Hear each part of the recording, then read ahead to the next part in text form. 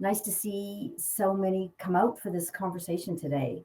So, today, our topic is how to grow and foster dev talent. Facts straight from the developer's mouth.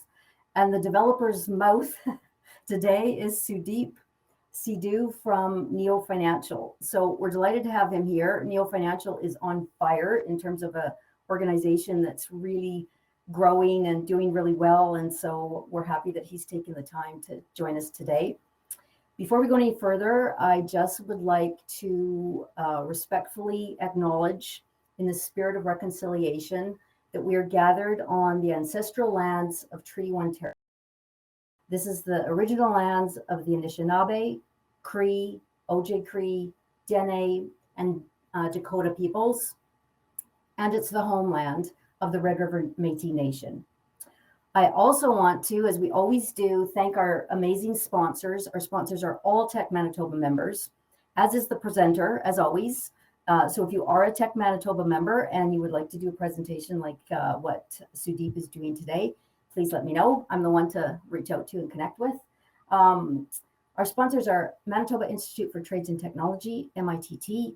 They're a really interesting, effective organization, and they have students from over 65 different countries as part of their student base.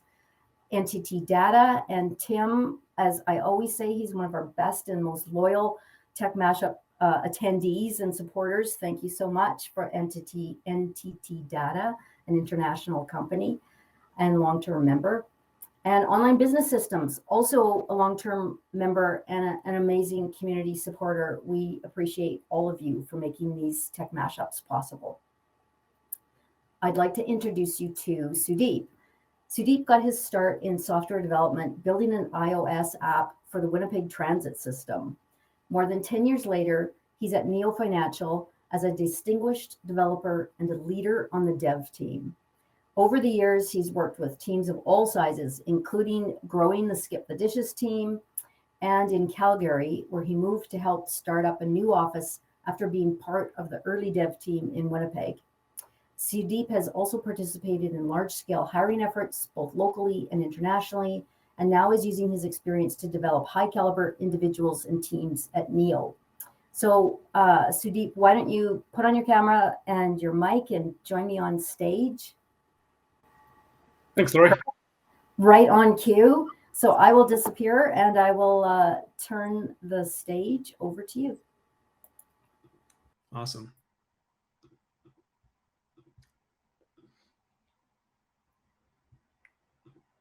Cool. So thanks again, Lori, for the introduction, and welcome again, everyone. In case the event invite, the marketing, or Lori weren't clear enough, today I'm going to be talking about growing and fostering developer talent, and what that means for you and the organization that you're a part of. But don't let the picture fool you. I know absolutely nothing about growing plants. It just looks pretty cool. Okay, so let's go over the agenda real quick. Who doesn't love agendas? First, we'll be talking about the fundamentals, some things that I believe everyone should know and be aware of, and I'll be referring to them throughout the talk. Then we'll be looking at what we as leaders, managers, founders, talent scouts are expecting from developers, followed by what developers need from leaders, managers, founders, and other employers, which will naturally lead us into the steps that you could be taking to bridge the gap between the expectations from both sides and what it means in the context of going from an individual, developing an individual, to forming a team.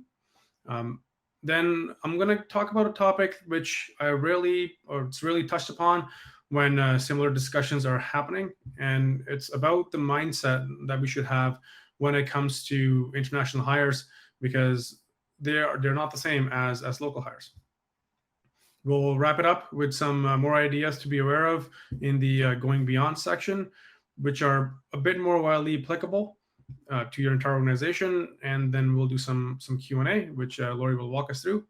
One thing to know that is, while I think the organization encourages questions to be asked during the session, we're just gonna do them right at the end That way we all stay in the flow, and we don't kind of jump back and forth to the different topics. Okay, so let's get started. All right, so I totally lied. We're not going to cover fundamentals first. I'll just do a quick introduction to myself so you get to know a bit more about me on top of what Laurie's already mentioned. Okay, so I started off as started off in a degree in comp sci from the University of Manitoba. That's where I self-taught myself iOS development. And while I was working on the Winnipeg Transit app by myself, I did almost cry once because it was a lot to learn and a lot was going on, and I did not have enough support. So my big lesson that I took away from there was to be successful in this field, you really do need a lot of support. After that, I called myself a professionalized developer, which just means I got paid for it now. And there again, I was in Winnipeg, and on the side, I was also doing some contracting for DevOps and just a general like gun for hire. And that was kind of the year where I was an intermediate, I would say, and I was really confident in my abilities, so maybe sometimes wrongfully so. And yeah, like my lesson from that period was that I just lacked knowledge. After that, I started my tenure at Skip the Dishes, where I was there for about 3.5 years. Started as an iOS developer, got into DevOps, got into site reliability, squad leading, hiring. That's where I kind of went into all the different, I guess, facets of tech. And my lesson from that phase of my life was that I just simply lacked empathy for a lot of the people around me. After that, I co-founded a company called Thyssen, where we did live real-time transcription from audio to text geared towards conferences and other live events. As you can imagine, COVID was not really kind to that kind of avenue, so we had to shut things down. And I was the chief code slinger there, so I essentially worked in code all day, every day. Probably got some repetitive stress injuries as a consequence of that. But currently, I'm at Neo, as Laurie mentioned again, and I'm absolutely all over the place. I started off as the mobile chapter lead, then I got into the growth side of things as a user growth lead. I work with developers, product team, design team, and a lot of the work that I do does go across the tech team. And I'm not sure what my lesson will be here at Neo so far, but I'm sure I'll learn something really, really valuable over top of what I've already learned. I would say my defining characteristic is that I throw myself into the work that I do, which has its pros and cons, but that also allows me to take away a lot of lessons. And some of those lessons I will get into today. Okay, so fundamentals. Every good pizza starts with a good base. Even the bad pizza starts with a good base, but fundamentals are very important. While I'll be speaking on some very important topics, I'm not providing concrete instruction how to work with developers. The ideas that I'm presenting are from mine and my colleagues' experience, and there will be generalizations made for the sake of time. But know that every person is a little unique, and you can't run the same playbook on all of us developers. It's just not going to work, and there is no one standard playbook. So, but yeah, we will be talking about terms in a general sense, but it's not going to be applicable to absolutely every single person that is a developer. Okay, so let's start covering some fundamentals. This is the Dunning-Kruger effect, and it's pretty popular in my domain. And the best way to summarize the effect is that the more you find out, the less you know. What Dunning-Kruger effect is, it's a cognitive bias, which means it's a subconscious deviation or error in our own thinking. The base premise of the effect is that people with lower ability at a task will actually overestimate their ability at that same task. So as you can see on the graph here, we've got confidence on the y-axis, we got competence on the x-axis. When you know nothing and your confidence is pretty low, but at some point you're going to learn some very key things which will overshoot your confidence well above what it should be. That is called the Mount Stupid. After you learn some more, you're going to start finding out that the less you know, and you're going to end up in the valley of despair because you're just scratching the surface and you realize you will just never attain that knowledge. Maybe that's incorrect, but that's the valley of despair. And as you get more competent at that ability or task or skill, you enter the slope of enlightenment, where your competence level has a direct, or your confidence actually has direct correlation to your competence, because the better you get at a task, the better your assessments get, and which again goes back into your confidence. One thing I'm going to say is the DK effect graph is almost used as a crutch sometimes. So please don't toss this graph at someone who's you think is going through this. It's a pretty mean thing to do, and it will destroy their confidence. I've seen this being done when someone gets it way wrong, and someone says, "Haha, like this is the DK effect in practice." That's a very reductive approach to individual behavior, and we should avoid that. The effect itself has some very valid criticisms, but its findings are generally accepted and can be noticed in practice. I'm not going to speak to the validity of the claims or the criticisms from the study, but the effect has been generally accepted by contemporary psychology, and it's something that we can use to learn about cognition. And keep in mind that you will likely go through this path for every substantial task. Competence doesn't always go up with time. So if I'm doing something new every single day, my competence at all those tasks is probably on the lower end. It's not going to just add up. This is a very important concept to keep in mind as individuals progress in their careers and their roles change. Again, the Dunning-Kruger effect, the graph for this is not a time-based graph. It's based on competence. Okay, next up, we'll talk about imposter syndrome, where making something look easy for yourself, you will actually discount its value, which is not the right way to look at your accomplishments. So there's a little comic from XKCD, says, "This is Dr. Adams. She's a social psychologist and the world's top expert on the imposter syndrome." And then Dr. Adams says, "Haha, don't be silly. There are lots of scholars who have made more significant." And then she realizes that she's falling into the imposter syndrome trap. So that's what it is in a nutshell. It's the feeling of not being good enough, even if you clearly are. And oftentimes it affects the highest achievers, and it's statistically linked to perfectionism. Mainly can be attributed to a lack of support, empowerment, and acknowledgement. Again, we'll talk more about this in a later section. It speaks much more about the environment rather than the individual. So, and that's to our advantage, because as leaders, we have a lot of control over the environment, and those changes benefit everyone, not just the individual. And please don't confuse this with cases where an individual has challenges with their overall self-esteem. Don't immediately assume that any self-esteem issue is a form of imposter syndrome. We're not mental health professionals, at least I'm not. So let's not assume that we have all the answers. Okay, next up is Maslow's hierarchy of needs. So this is essentially says that basic needs come first. And the original hierarchy is heavily criticized. It's there are lots of flaws with it.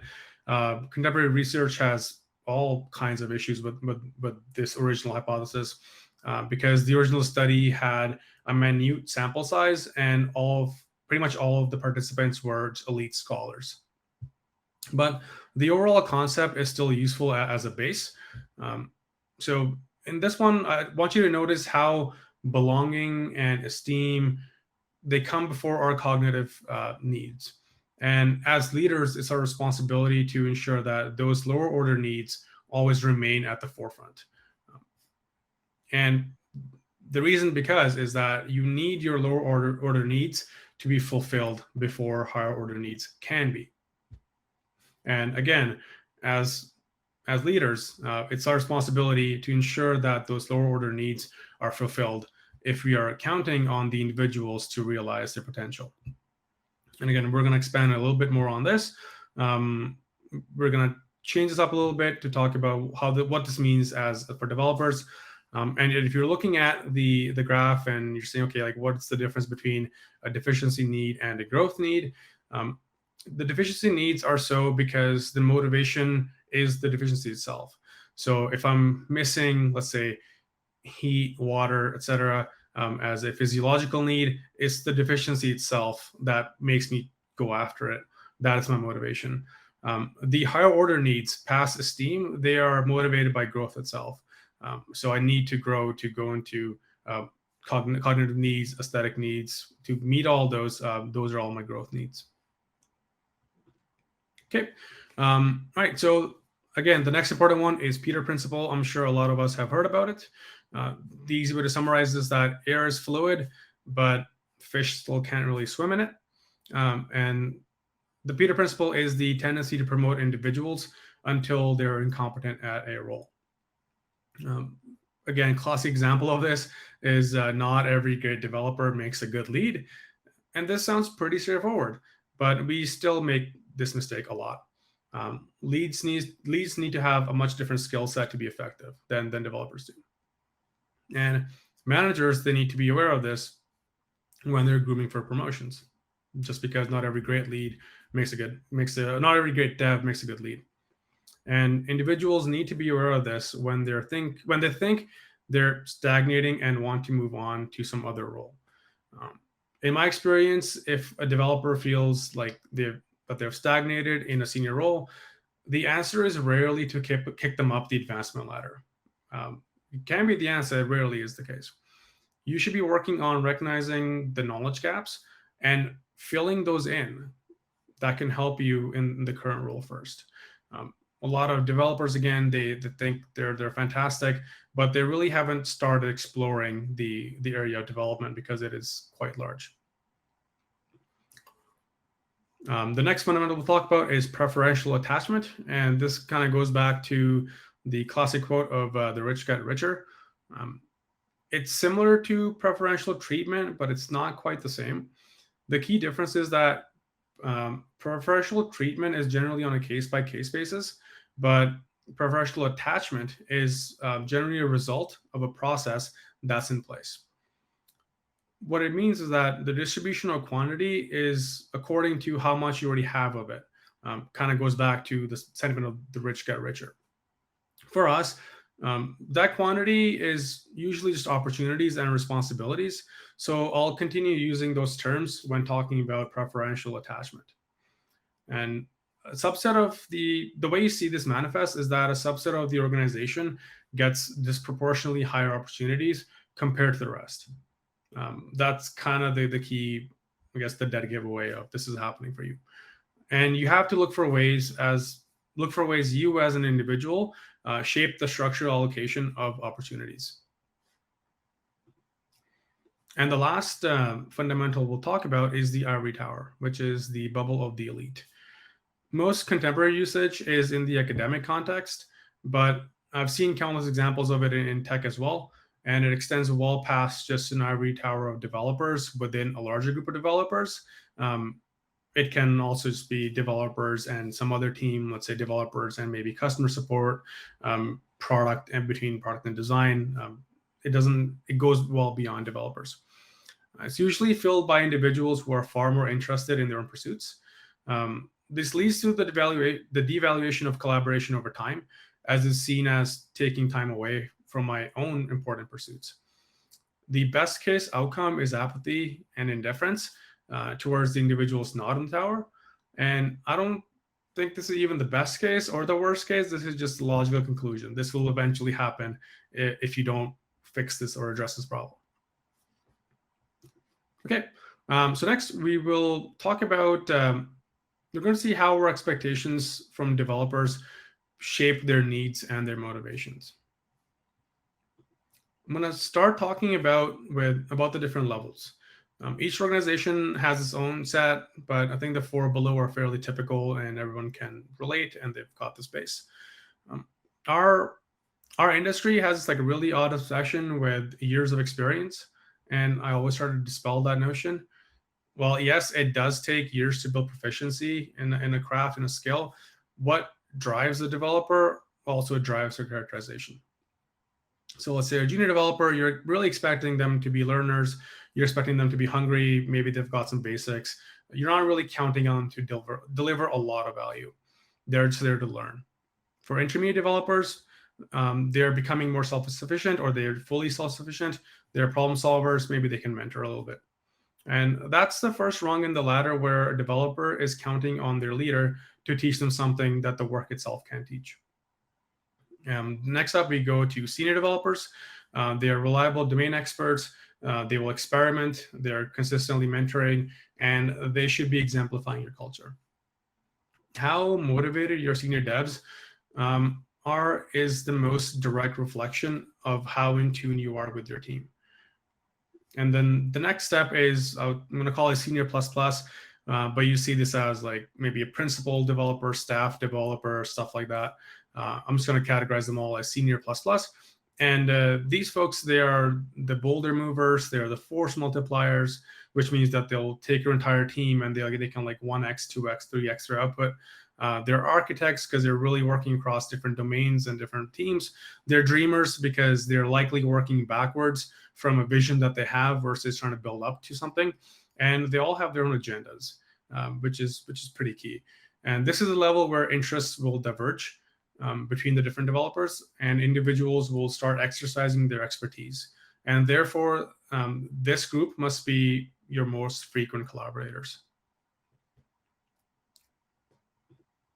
Okay, we talked about what we expect from developers, but what do they actually need to meet those expectations? Okay, so if you go back to Maslow's theory, I'm going to bring it back a little bit and talk about it in the context of tech. So yeah, all the developer needs they are motivated. Needs, they motivate behavior, and needs, as they go up, they increase in complexity. So, and as a consequence of that, they become more and more difficult to satisfy. Lower order needs always require to be fulfilled, but the primary needs themselves are changing. So, for example, it's not like, as if you in your career, you ever stop needing documentation like as a senior developer. It just, as a senior developer, the need for documentation is not a primary motivator for you. And motivators can regress when circumstances change. So if I move to, let's say, a new organization, a new team, a new project, the lower order needs will motivate my behavior initially, but then later on, I'll still go back to those higher order needs because I'll get them fulfilled. The lower needs fulfilled pretty easily. And tiers of needs have both primary and secondary needs, meaning you can move up to the next tier of focus needs without meeting every single lower order need.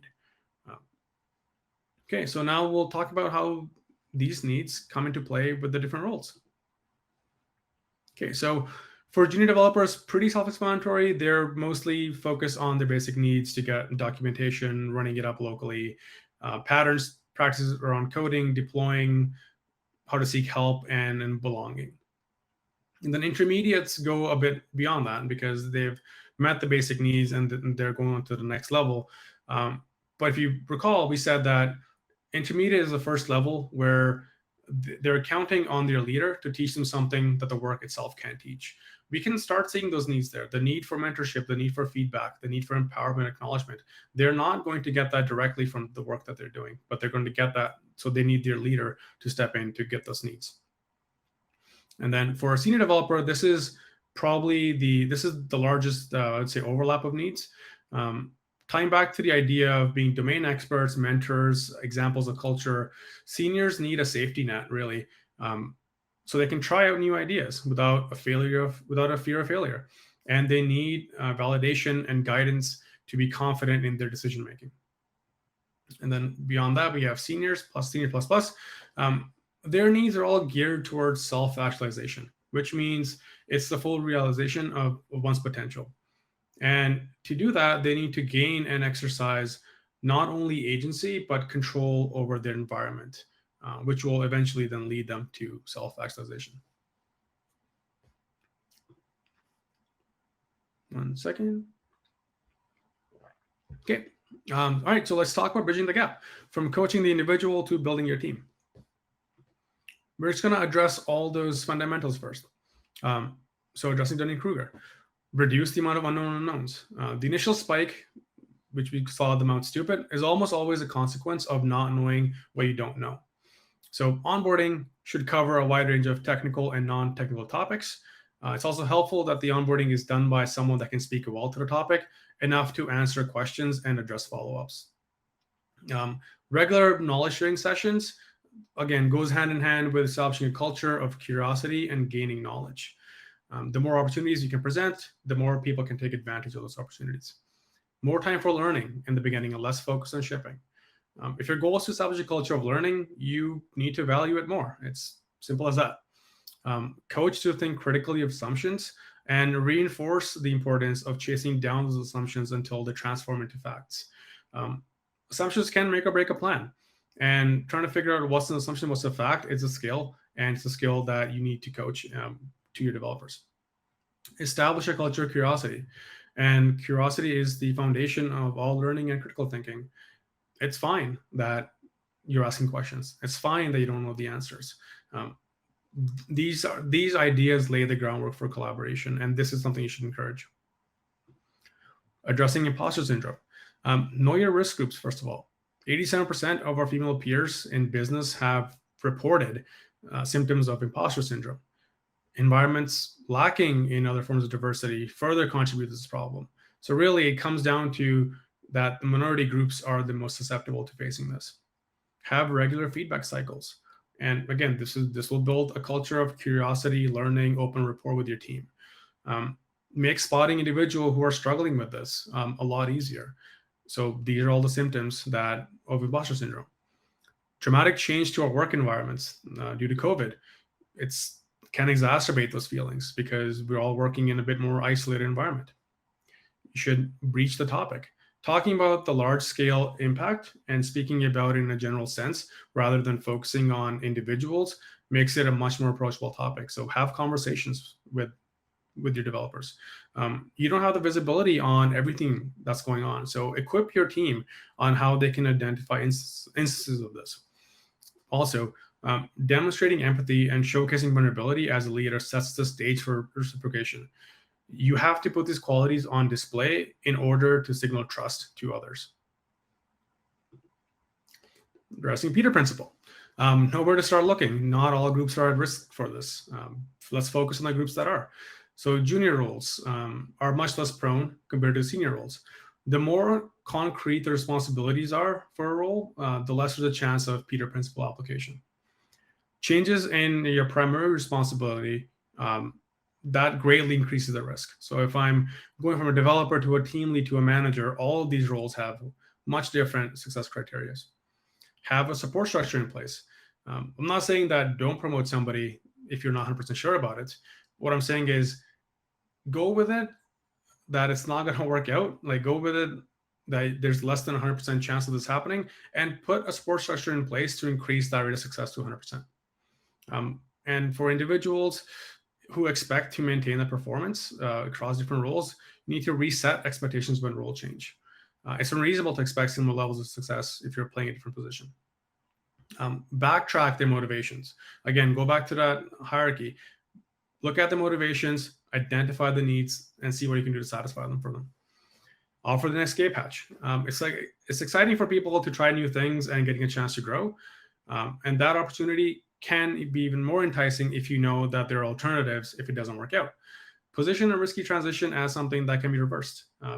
This is a great way to encourage transparency around like a role fit, and also it diminishes the value of faking it until you make it if everyone's just being honest and transparent. Have an alternative in place and plan for the unwanted outcome. This allows the organization to not chastise the individual when things don't work out. You don't have to go home if you strike out. Addressing preferential treatment. First of all, it's recognize it. It's really difficult to do as your biases themselves will tell you that it's not happening. Most organizations are already engaging in this, and it becomes pretty commonplace just because everyone goes with the gut, and that's the easy thing to do. Identify preferred groups and backtrack to the biases. Why are we giving that group more chances than the other group? Create processes that distribute equitably. Ask for volunteers versus handing out opportunities. Make the opportunity accessible for everyone, and that'll open the door for various perspectives that you may not have considered. Limit the number of opportunities that an individual can accumulate. We have people that will take on far too much, and they might even crush everything. But your focus as a leader should be to develop well-rounded individuals, not focus on one individual. Incentivize those opportunities. Goes back to making opportunities more accessible. So, risk is a big one that can deter inexperienced volunteers. So again, add a safety net. The goal is to minimize barriers that we as leaders may not inherently identify. So risk, shame, fear of failure are some of the more inconspicuous barriers. Encourage collaboration so individuals can lean on each other. Start the process of teamwork at a very basic level. You don't have to wait until you get a big project or large initiative. Collaboration also takes practice. Okay, so let's address the ivory tower. Again, generally filled with high-skilled individuals working near the top, individuals with more esoteric knowledge. Tech itself can be the ivory tower over an organization. So you can have tech as a tower, and then everybody else who's not in tech gets to be outside. Start working on it as soon as possible. If something happens to establish a tower and we don't do anything about it, we're implicitly saying that it's okay. And that's not a good thing to do. So hold your high-skilled individuals accountable for transferring knowledge. Hold them to groom somebody for a replacement. Use the leaders that we have to set examples for others. Get your leaders to reach out outside of the tower, and others will follow too. Encourage empathy and vulnerability. Part of maintaining the ivory tower is due to the desire to maintain ego. The more empathetic and vulnerable your environment can be, the less people feel they need to protect themselves, and it encourages honesty. So coach individuals to interact outside the bubble. Higher quality interactions will lead to higher quality collaboration, which will lead to a greater chance of success for the organization. Okay. All right. So the international hire. The way I would summarize the international hire is high potential individual that just needs a little bit of empathy. And I know this because I am also an immigrant. I moved from India with my family a long time ago. So I can kind of speak to all of these points with my personal background. Okay, and we're back to needs. Again, like everybody just has needs that you need to satisfy. For international hires, the needs are pretty much in order of, first, it's comfort. Are they comfortable being around? Do they have everything they need to be comfortable? Like, basically like running water, housing, electricity, like pretty simple stuff. The next is security. Do they feel safe and secure in their new move? Like they've uprooted their life to move here. Do they feel secure about it? Are they happy there? Are there any worries that they might have? Are there any problems, maybe like with their papers, their visa, their ID, anything of that sort? If they can't get that sorted, they're not going to be able to move on to the next step, which is belonging. So when you develop or join to the team from international places, the culture is all brand new. And unless we work on their belonging to the team actively, they're not going to feel included. And that can also lead to a ivory tower effect. And the last need for international hire is the self-esteem. Again, they're a new culture, a new whole new world. Their esteem probably gets shocked to its core. And again, it is on us as the people that brought international hires on the team to make sure that their esteem needs are being fulfilled. I know I'm going to be a little over time, but I think we're pretty close to the end here. Okay, so going beyond. Further ideas to explore that can apply to much larger scale than what we discussed before. You should be thinking about not just building teams, but building sports teams. The concept of needs extends to teams as well, not just individuals, right? Like every sports team has a need for specific places and positions. And good teams take a lot of iteration and tweaks to actually get good. And it's like you make trades, you make drafts, etc. So this should happen on your team as well. Look for better fits on your team inside the organization. Just because a team is formed doesn't mean you just can't tear it down, build it all over again. Again, you need to fill specific roles and positions on a certain team. And I'll just know that a team of all-star players does not make an all-star team. Don't collect the top 10 people on your org and put them on a team and expect that team to do wonders. Probably won't go well. Beware of vision dilution. This is what I call it. Is when my founder tells me a story and I tell it to somebody else and they tell it to somebody else, that vision gets diluted because no one can tell your story better than you can. Higher quality onboarding can address some of it. More diverse onboarding, again, onboarding by people who actually built something that they're talking about. North Star is hard to see if no one's showing you where to look. So your leaders should be engaging with the rest of the team to say, okay, this is why we're doing it. This is where we want to get to. And we should be reinforcing that over and over. And the reason is because it's really hard to take ownership of something that you don't care about. Like, for example, if I didn't care about Neo's vision and if I didn't care about where Neo wants to go, I will likely just not take any ownership over my tasks. And I would just kind of do them one by one. And encourage ownership. Start small. Give ownership of tasks. Not everybody needs to take an ownership of a large project. Don't confuse taking ownership with taking the onus. This is say, if you take ownership, own it, but like don't turn that into a blame game. Don't take the person who owns something and go back to them and say, hey, you messed this up, because then go the right way. That will just make them not take ownership. Wins can be individuals, but failures are always of the team. It's rare that one person causes a failure in the organization. It's usually the teams who set up the structure that gets us to a failure. And to encourage ownership, incentivize it, reward it, and celebrate it. If you don't do these three things, people just won't care and they won't take ownership. So preload some reward. Tell them this is what you'll get if you do the ownership. If you take the ownership, this is how you grow. And when they do take ownership, celebrate it so more people feel encouraged to come forward and take ownership. And thanks. That's all I had, folks. Now I'll pass it back to Lori.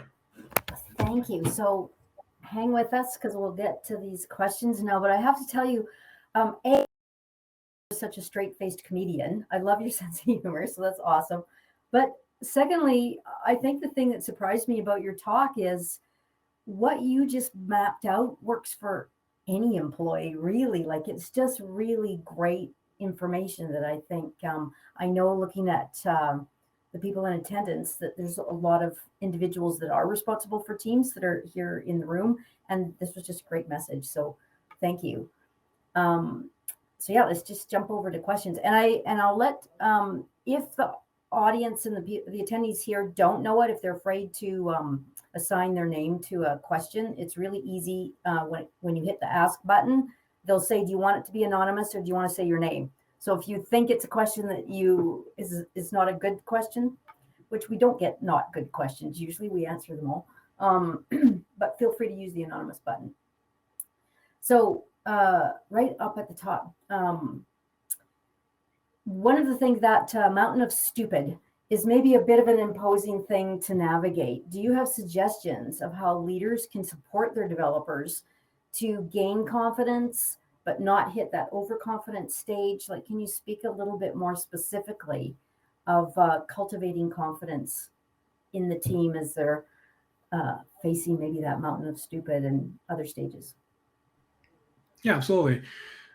So yeah, like talking, what actually gets us there is when we don't know what we don't know. That's the biggest cause of what will take us there. So as leaders, you should say, okay, you already have more experience than the person who you're leading. So if I'm, as a senior developer, I'm mentoring a junior developer, I usually have a larger scope of understanding than them, and which lets me think about, okay, what they're missing, right? And then I can target maybe some more onboarding, maybe some knowledge transfer sessions, and tell them like, hey, like, walk me through your idea, like walk me through your plan.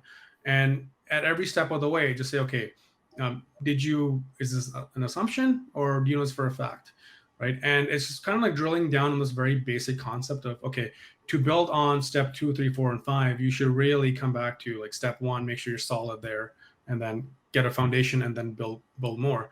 It's usually just that and it's not almost even about like overconfidence and confidence. It's about being confident in your ability to assess your own right? So Right. that's what you're trying to build. You're not trying to build, trying to like kick their confidence into the ground. You're not trying to like say, okay, you're great, hype them up. It's more, okay, I want you to be more comfortable gauging how good you really are at this Yeah. task, and that's what you're trying to get to. Yeah. Yeah. Okay. That's excellent. And there's a good question here about customer service outcomes. So how might you get developers to know about and be really engaged in customer service outcomes? Yeah, so I definitely went through a lot of this, and one thing that we did at Skip really well initially was, as a developer, I would be onboarded, and part of my onboarding was to assign orders to couriers, and we all did this for some time. The It's very easy to treat support staff. They're just like units of people. Like it's very easy because you never get to see them. They probably don't work in the same room or Hmm. building or even like the same country as you. So it's Right. really easy to kind of dehumanize them. And the best way to get around that is say, okay, go talk to somebody, go be with somebody in support, see what their difficulties are, right? And not just treat them as people who just click buttons and get something done. It's about being much more engaging. Go right to the source. Go ask your team lead. Go ask your managers that, hey, I want to learn more about that domain. Can I just go see how they work, right? And even like now, we've got stuff like Slack where you can just observe messages. You can say, hey, I'm joining in just to kind of seeing how you guys work Yeah. and to see if I can take something back to my own team. Yeah. Love Slack for that. And just to take a 30-second commercial break, we are offering a customer service course coming up on May 25th. So we'll put that in the notes once we get to the upcoming events. But customer service makes or breaks your company, and especially if you're a small business that maybe doesn't have much of an advertising budget, you're going to rely on word of mouth and great experiences. So it's nice. That's great information about finding the information getting to the devs. How do you reward a developer if they work in a smaller organization? Like you showed some tiers, but not every organization has that depth. And I know you've worked in Winnipeg and in Calgary with some pretty small organizations. So if there's not another place to advance to, what are some options for ways to reward your devs that keep them feeling appreciated? Right. I think for me personally, the thing I like to do is give developers more ownership and more control over their work. So Mm, if I have someone on my team and they start off as a junior developer and they're working through like their tickets or the projects, initially I'm going to say, hey, run your plan by me. Let me just get an eye on this, see how it's going, right? And then as they sort of get past that, maybe they haven't scaled up technically, but they've gained the trust of the organization. Should reward that by making them feel, just give them more agency. Says like, hey, uh, I have confidence that you can own this fully. I'm gonna right. let you do that. If you need support, you let me know. But this is fully yours. You own this. Another thing I like to do is a lot of the times only senior level folks get involved in planning discussions and okay, what you want to do for the next 2, 3, 4 months. And developers on the lower end only get to see the consequence of it. They just get to see this entire company business push that's happening. They only get to see that in the form of a ticket, Right. and they miss everything in between. Yeah, good So point. I bring them in like early and earlier. It's like, hey, you have a say in this now. If Mhm. you don't like that we're going to do it, user experience, tell us what's better, right? And that kind of keeps them motivated. Okay, like I do have more control. I do have more to say. If I build up my technical abilities, I can be more effective at those activities as well. Mhm. Yeah, awesome. Um, Another great question because devs, like any individuals with talent working in tech, there's such a shortage that everybody's looking for talent. Do you have any suggestions about what's really going to appeal, like how to recruit? The other thing is how to make once you have recruited, how to make that individual maybe unpoachable in terms of them, them loving where they work. But let's start with how do you recruit them? What kind of things do you think devs are looking for in this really, really competitive market right now? Right. Yeah, and I agree. I'm also facing this right now. Yeah. So some tactics around that is be more engaging. If you go to some of the largest hires right now, and you say, okay, I want to apply for this position or something like that, it's a really, really bad experience. It's like you have to Mm, fill out some form. There's like you got to copy paste a requisition ID somewhere. It's like not a fun experience because I don't know why. Like it boggles the mind that this is the first interaction that someone's having yeah, with as being part in the context of being part of your organization. Why is that not just a delightful experience? So I right. would start there. It's like make the experience smooth and just really nice. Then you go on to the engaging aspect, which is don't just set them up with a developer immediately. Kind of warm them up, see what their motivations are, right? And feed that into the next cycle. What will happen is will have someone do, like, let's say, a phone call, right? And none of that feedback gets to the next cycle. So then the next person will ask the same 4 or 5 questions. They'll pass them on to like the next set of interview, and then they'll also ask them the same 4 or 5 questions to start. And that person's like not going to have a good time. You can't tailor the experience to them in any degree. So when you are going through these different rings in the recruitment process, make sure the feedback is passed on. Make sure the people who are going to interview this candidate next know a little bit more about them, so they can come at it from, okay, we already know a bit more about you. This is what we want to learn, and not just make it like a very objective interview. And I think the third thing I would say is really focus on selling the vision, and Mm, yeah, right. people that are doing it are actually good at it. So the example I've got of this is um, our like neo CTO Chris Reed, who recruited me. He's just an amazing like salesperson for Neo's vision. Like Yeah, he you is. watch him kind of Yeah, go over a phone call, and the way he does it, you just like 30 minutes will pass, and that person's like, okay, I'm gonna start tomorrow, right? You're like, man, I wish I could do that. And he's got practice, right? And because he knows the vision, he knows it really, really well. It's not being diluted. So yeah, send your best people to recruit. Um, don't just send with like LinkedIn emails that interpolate the name and maybe get the code wrong. We all get hundreds of these a day, right? Sort of think outside the box. People are not really convinced to work for, especially now with remote opportunities. Folks really aren't convinced the same way or with the same methods that you could convince them before.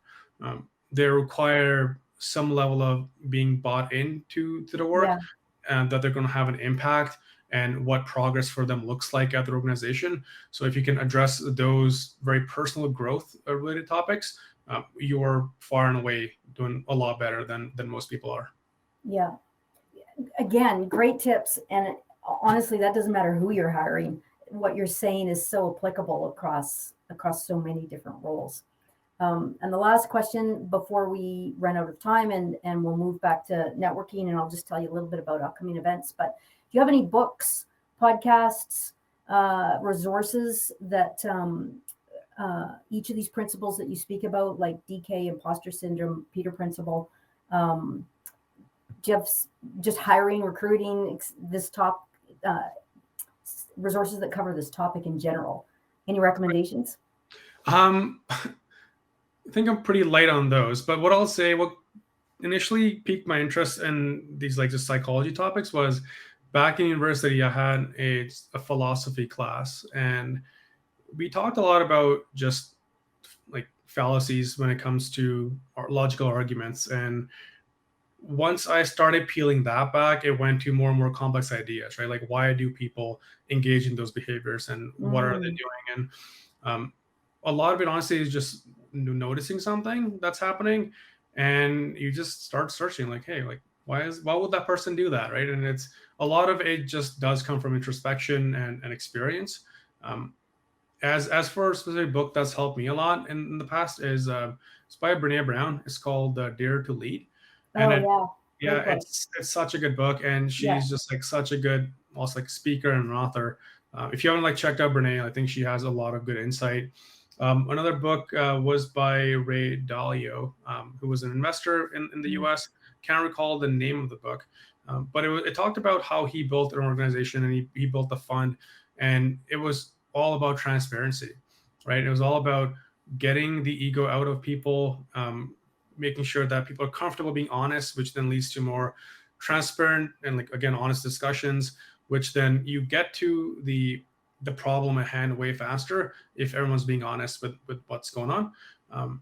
Yeah, I wish I could recall the name, but yeah, it was by Ray Dalio, Dalio, and yeah, he's also a really good author. Oh, Sandy's got it for us here. Principles for Success. Yeah, I think it was Principles. Yeah. Yeah. Thanks, Sandy. And Brene Brown was the other author that Right. Sudeep mentioned, and she's got many different books, but that Dare to Lead is a really great one to cover this topic. So thank you so much for the time and all the prep that went into this, and for sharing your knowledge with us today. I really appreciate it. So if you want to shut off your mic and camera, we'll just give a shout out about a couple of upcoming events. But thank you, and best of luck to Neo. I like to see you guys continue to just grow like crazy. Oh, we will. Thank you. And thanks, everyone. Okay, so we wanted to just tell you about Disrupted, of course, that's coming up on September 29th. Whole new content. Some of you have already signed up for both the March and the September event, so we look forward to seeing you then. Manitoba Women in Tech next week on Wednesday. So if you can put that into your account, I think we've got maybe a link for you for the upcoming Women in Tech. And our next tech mashup features Rogers Communications, presenting on the changing face of digital collaboration, working together to shape the future of cities. So that is actually going to be a super interesting presentation. So I hope that you get that into your calendars right away. And then I alluded to this earlier. I didn't just allude, I actually downright promoted it. The customer experience, which is going to be a fantastic course. It's segmented into customer experience for organizations that are starting up and organizations who are enterprise size or large corporations. And then we're going to have some fun networking, lots of really, really great information. And again, that's in the chat. And the final piece is the Manitoba Women in Tech Meetup group is now at almost 900 individuals. We've never done an in-person event because we started just when the pandemic started. We've got an appreciation event that's coming up on June 9th. Watch our newsletter and social media for a link to that. So thank you, everybody. We love that you spent your sunny afternoon lunch hour with us, and we look forward to seeing you the third Tuesday of the month in June. No, it is the second Tuesday for our final tech mashup of the season. Thanks for coming.